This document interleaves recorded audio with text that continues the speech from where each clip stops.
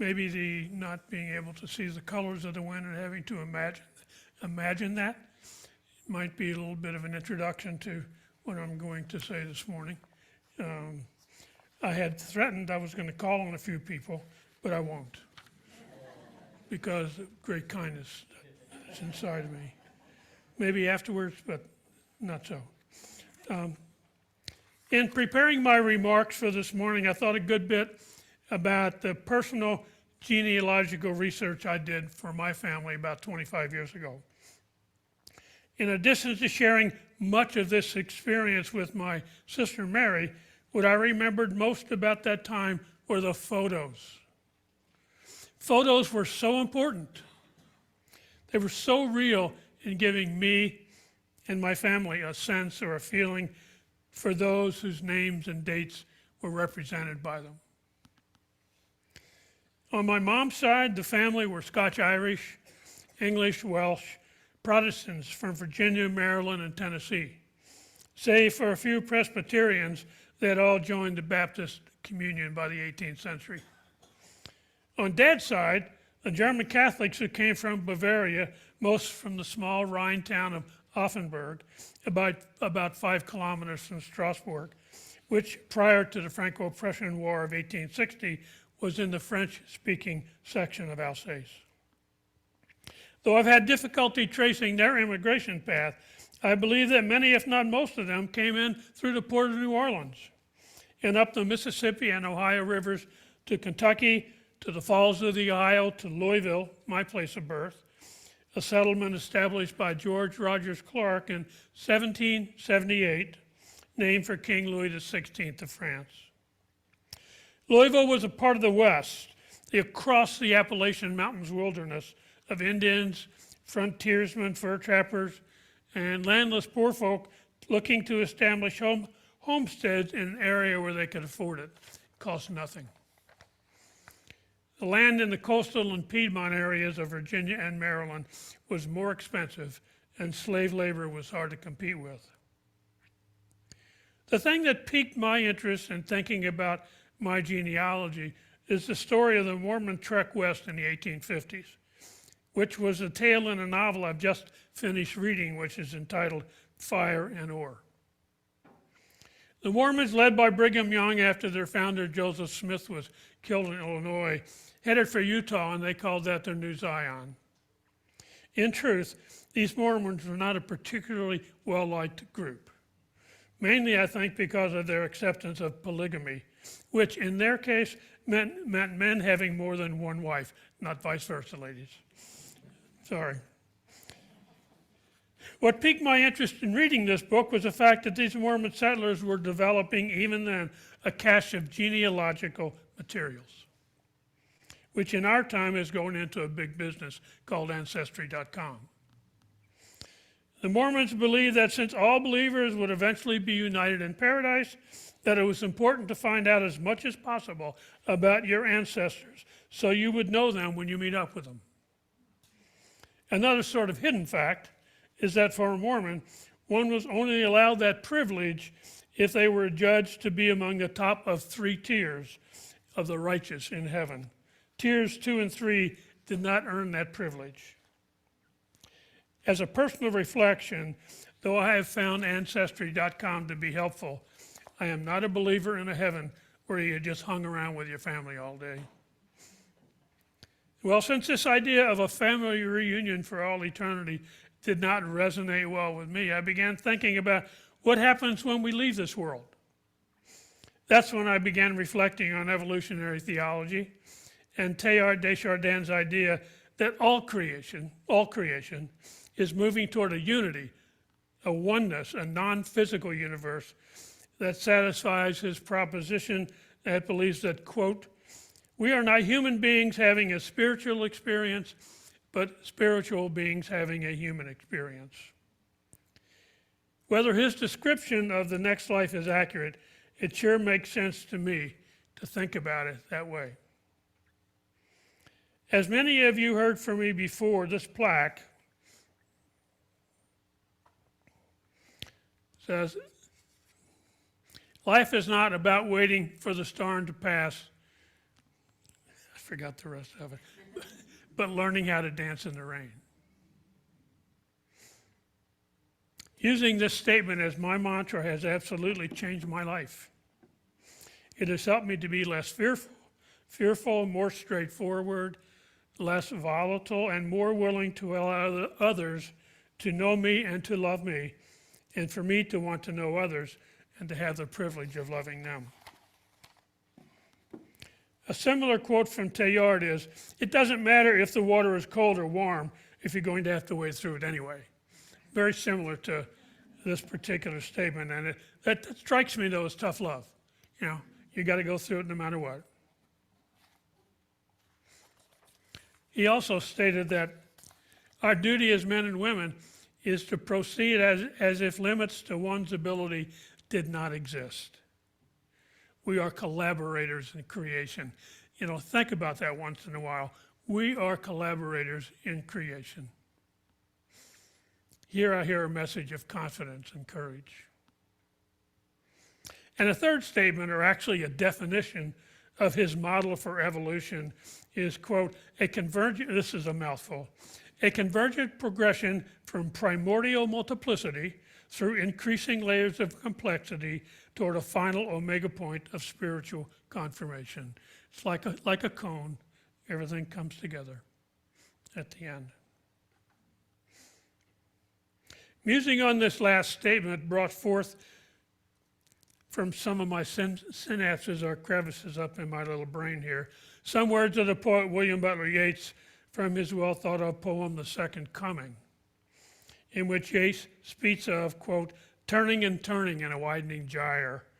Things fall apart. The center cannot hold. I think that's sort of the primordial multiplicity. Like Yeats, Teilhard was a man of belief, but Teilhard was also a scientist. He was a believer in evolution, and the theory of evolution was considered a threat by the Vatican at that time.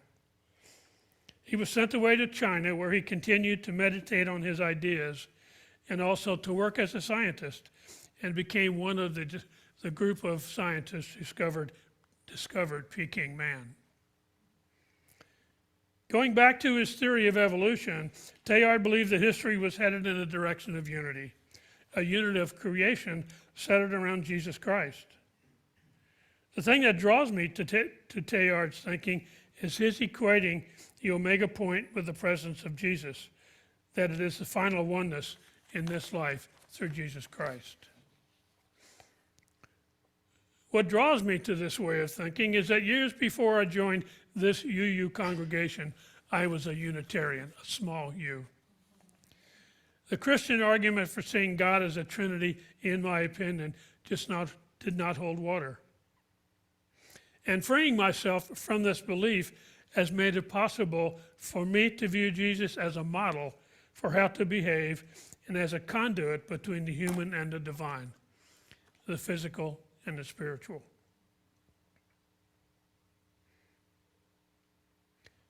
Many years ago, in my second year of college, I was introduced to the history of philosophy.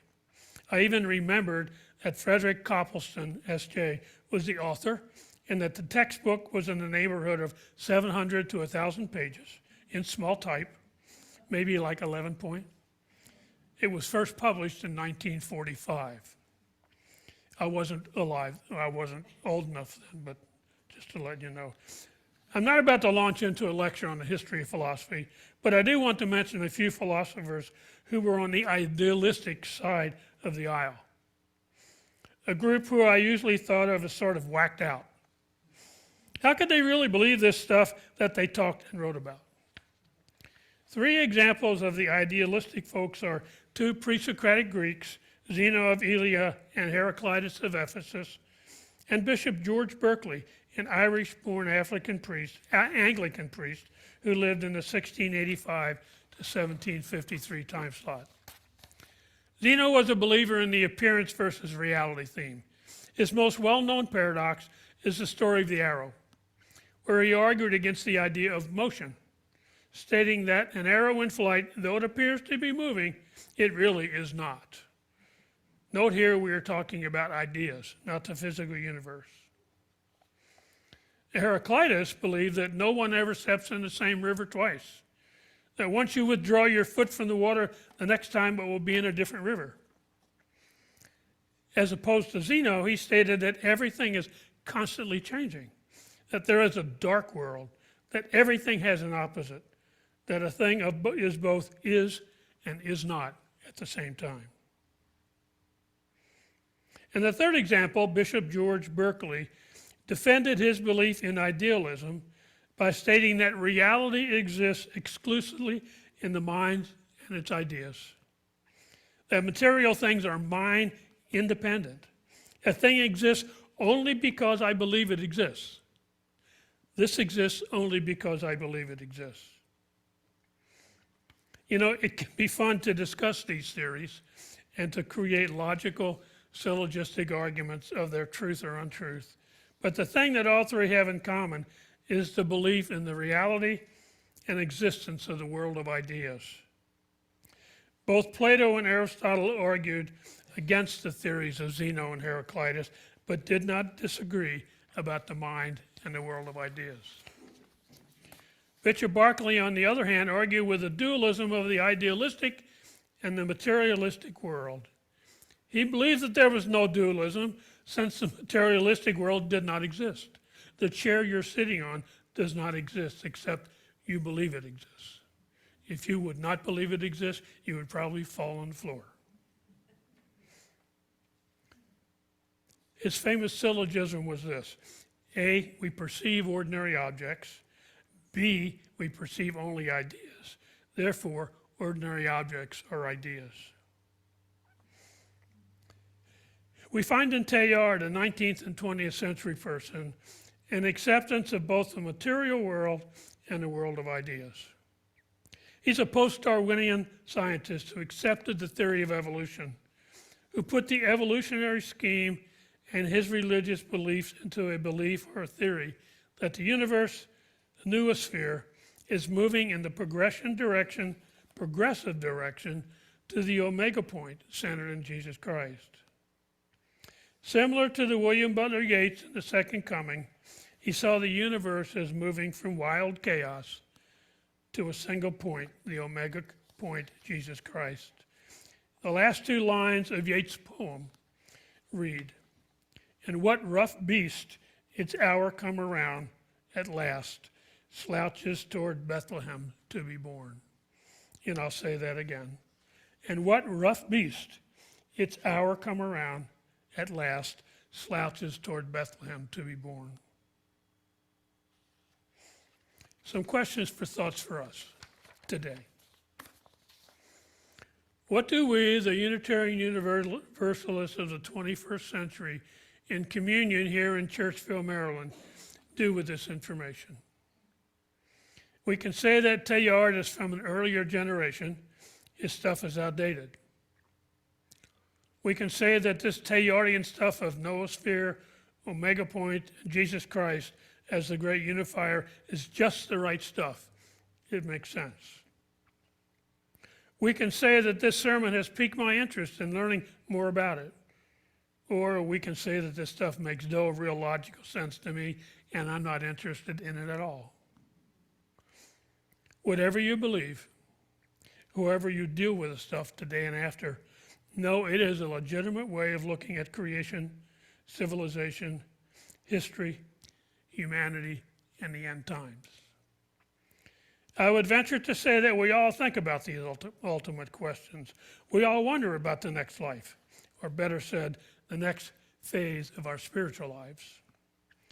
We all benefit from, and I would say need to be, in unity with others. Whether introverted or extroverted, it is true that no person, man or woman, is an island. We need and want relationships that make us better, more vital, more human. Let us not be afraid. Let us take a chance and believe in something greater than ourselves.